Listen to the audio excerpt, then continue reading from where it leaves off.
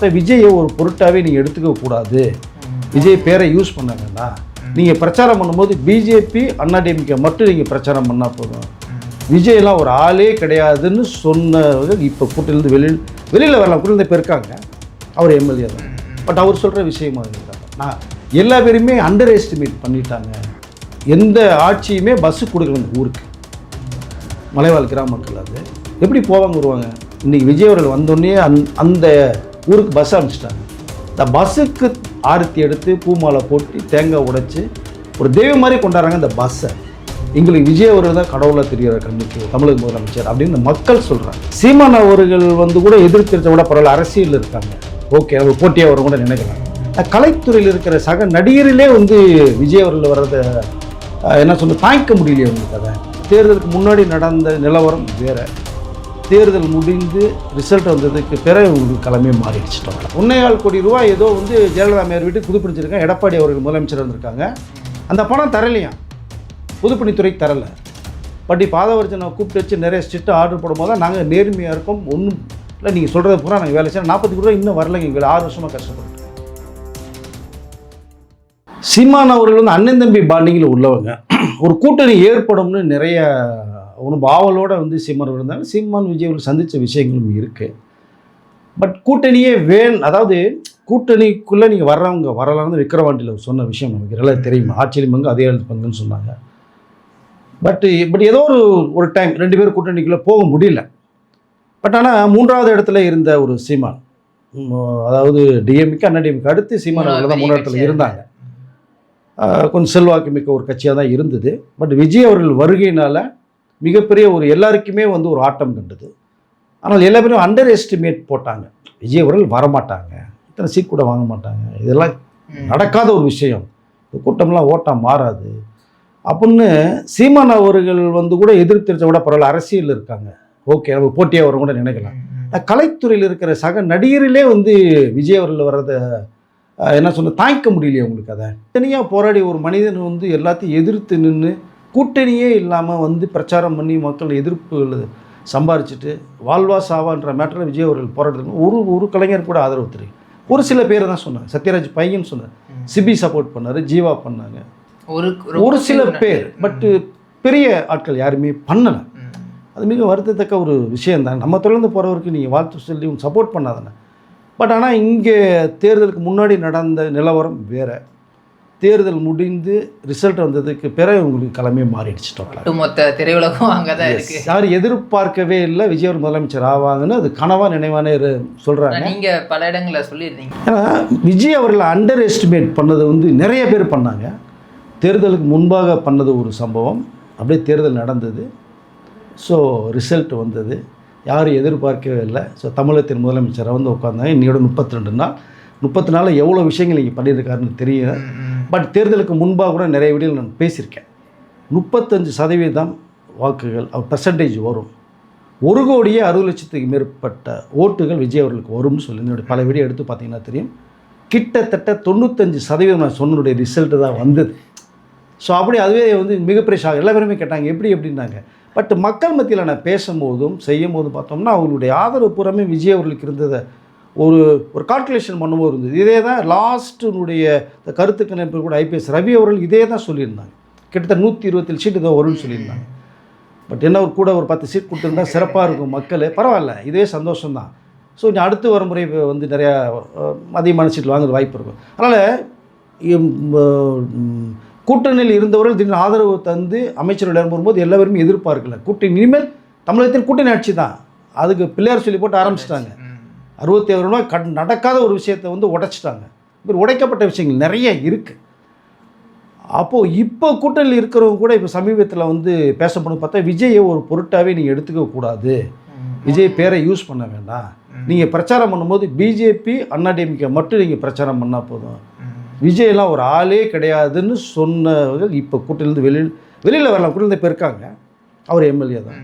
But அவர் சொல்கிற விஷயமா இருக்கப்போ நான் எல்லா பேருமே அண்டர் எஸ்டிமேட் பண்ணிட்டாங்க.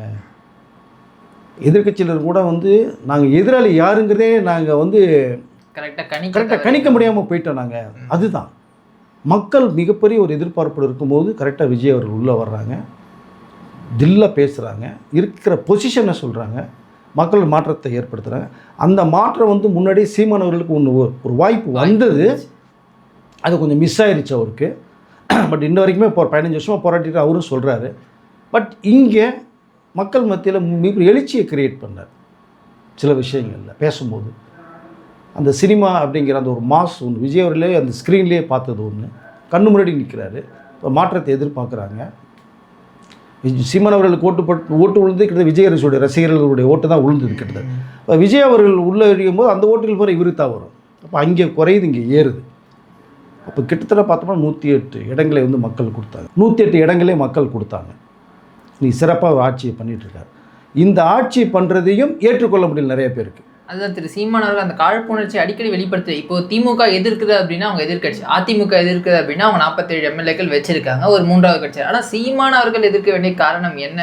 அப்போ அவங்க கட்சி ஏன் தோத்துச்சுன்றதான் சார் அவங்க அனலைஸ் பண்ணணும். அதை விட்டு மற்றவங்கள இன்னுமே திட்டிட்டு இருக்காரு சார். அவர் மட்டும் திட்டுறாரு, எல்லா பேரும் தானே திட்டுறாங்க. அவங்க ஏதோ ஆண்ட கட்சி ஆண்டு முடிஞ்ச கட்சி சீமான் அவருடைய கட்சி எல்லா பேரும் தான் வந்து பயங்கர விமர்சனத்தை கொட்டுறாங்க. பட் என்னன்னா அவங்க போட்ட கால்குலேஷன் ஒன்று எல்லா பேருமே. ஸோ நடந்த கால்குலேட் ஒன்றாகி போச்சு. மக்களுடைய கணிப்பை, கருத்து கணிப்பில் கருத்து திணிப்புன்னு நிறைய சொல்லியிருந்தேன். அதே தான் விஜய் அவர்கள் ஏப்ரல் 21 சென்னை நந்தனத்தில் பேசும்போது அதே விஷயத்தையே சொல்கிறார். கருத்து திணிப்பு, இது கணிப்பு கிடையாது அப்படின்னா. அதனால் எல்லா பேருமே ஒரு கால்குலேட் பண்ணினாங்க. அதை வந்து அடித்து உடச்சிட்டு வந்து சீமா உட்காண்டார். அதை ஏற்றுக்கொள்ளக்கூடிய அந்த மனசு இப்போ யாருக்குமே இல்லை. சரி வந்துட்டாங்க, மக்கள் கொடுத்த தீர்ப்பு 5 வருஷம் என்ன பண்ணுறா பார்க்கட்டுமே, சிறப்பாக செஞ்சோம்னா அடுத்து வரப்போகிறாங்க, மக்கள் பார்த்துட்ருக்காங்க, மக்களுடைய கையில் கொடுத்துறணும் முடிவை அவர் தான் உட்கார வச்சுருக்காங்க. அப்போது எல்லாருடைய விமர்சனமும் கிட்டத்தட்ட மறைமுகமாக 32 நாள் நடந்த விஷயங்கள் யாருமே பேசலை, நடக்காத விஷயத்தெல்லாம் பேசிகிட்டு இருக்காங்க. அதில் வந்து இவர் மட்டும் விதிவிலக்கு இல்லைன்னு தான் நினைக்கிறேன். நீங்கள் இப்போ சொன்ன மாதிரி 32 நாள் ஒரு மாதத்தில் வந்து பல மாற்றங்கள் வந்து நடந்திருக்கு சார். மக்கள் சொல்கிறாங்க, அரசியல்வாதிகளை தாண்டி பொதுமக்கள் வந்து எங்களுக்கு ரோடு இத்தனை வருஷமாக ரோடு இல்லை, எங்களுக்கு பஸ் இல்லை, ஆனால் விஜய் வந்து ஒரு மாதத்தில் எங்களுக்கு வந்து இது எல்லாமே கிடச்சிருச்சு. இதுதானே சார் உண்மையான சமூக மாற்றம். 56 வருடமாக பஸ்ஸே ஊருக்குள்ளே வரலையாங்க. குரங்கனிலேருந்து ஒரு 16 கிலோமீட்டர் போடிநாயக்கனூர்லேருந்து கூலித்துறையிலே நடந்து போகிறாங்க, பள்ளி மாணவர்கள் நடந்து போய் ஸ்கூலுக்கு போய்ட்டு வர்றாங்க. 56 வருடமாக எந்த ஆட்சியுமே பஸ்ஸு கொடுக்கல இந்த ஊருக்கு. மலைவாழ் கிராம மக்கள் அது எப்படி போவாங்க வருவாங்க. இன்றைக்கி விஜய் அவர்கள் வந்தோடனே அந்த ஊருக்கு பஸ் அனுப்பிச்சிட்டாங்க. இந்த பஸ்ஸுக்கு ஆரத்தி எடுத்து பூமாலை போட்டு தேங்காய் உடைச்சி ஒரு தெய்வம் மாதிரி கொண்டாடுறாங்க இந்த பஸ்ஸை. எங்களுக்கு விஜய் அவர்கள் தான் கடவுளாக தெரிகிற கண்ணுக்கு தமிழக முதலமைச்சர் அப்படின்னு இந்த மக்கள் சொல்கிறாங்க. இந்த பஸ்ஸு டிரைவருக்கு வந்து ஆரத்தி எடுக்கிறாங்க. ஸோ அது ஒரு மிகப்பெரிய கனவாகவே இருந்திருக்கு. அது உடைச்சிருக்காரு.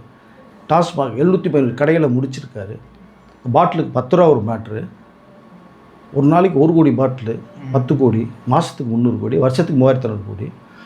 இன்னொரு பக்கம் திருப்பினீங்கன்னா அந்த பாக்ஸுக்குள்ள ரேட்டு பார்த்தோம்னா அதாவது ஹாட் ட்ரிங்க்ஸ் பாட்டிலுக்கு வந்து 90 ரூபா, பீர் பாட்டிலுக்கு 40, ஒயினுக்கு 20 ரூபா. ஒட்டு மொத்தமாக வந்து அதில் வந்து ஒரு நாளைக்கு வந்து மாதத்துக்கு வந்து கிட்டத்தட்ட அது ஒரு 100 கோடி ரூபா, வருஷத்துக்கு 1600 கோடி. அந்த 1600 கோடி ரூபா அரசு கஜானாக்கு வரணும், வரலை, வேறு எங்கெங்கோ போயிடுச்சு, பங்கு போட்டாங்க.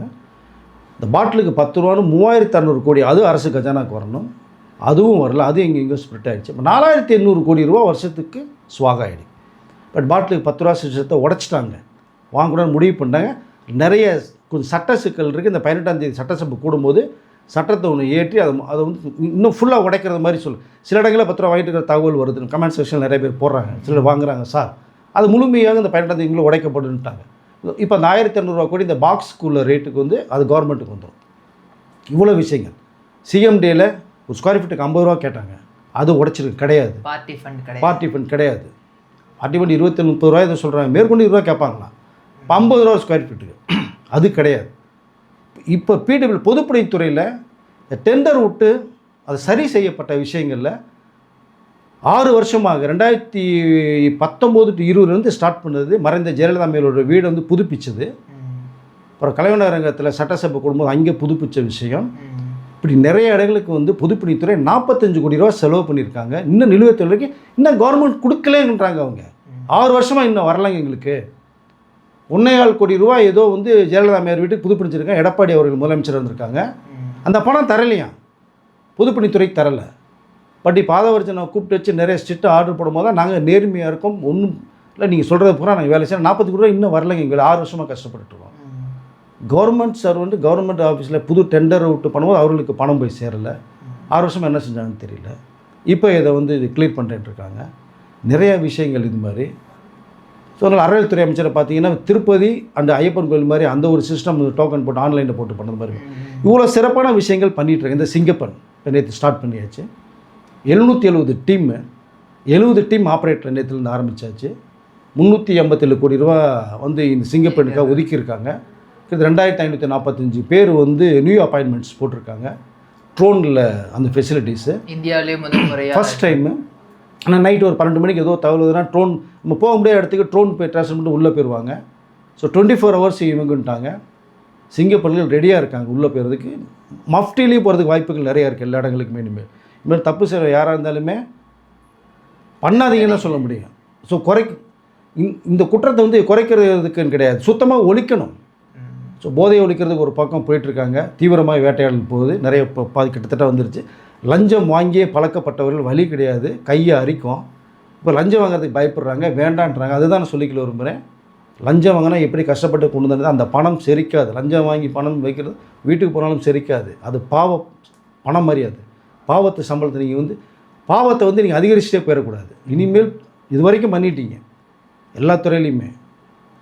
இனிமேல் லஞ்சம் வாங்க வேணாம். நீ இது வரைக்கும் வாங்கி சேர்த்து வச்ச பாவங்களை வந்து நீங்கள் தீர்த்துருங்க. வாங்காமல் வேலைகள் பண்ணி கூட தான் நம்ம சொல்லிக்கொள்ள முடியும். ஏன்னா மொத்தமாக தமிழ்நாடு சுத்தமாக இருக்கணும், லஞ்சத்தை உள்ளே ஒழிக்கணும் அப்படின்னா ஒரு முதலமைச்சருடைய கனவு எண்ணமாக மட்டும் இருக்கக்கூடாது. அந்த கனவை நினைவாக்கணும். அதற்கு எல்லா துறையும் சேர்ந்தவர்கள் வந்து ஒத்துழைப்பு தரணும்.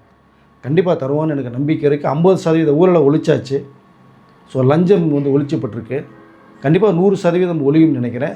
அருமையான ஒரு சிங்கப்பன் அறுவடை திட்டத்தை கொண்டு வந்து இன்றைய செயல்படுத்தியிருக்காங்க அப்படிங்கிறத அடுத்த நிகழ்வில் தொடர்ந்து பேசுவோம் சார். தகவல் நன்றி சார். நன்றி.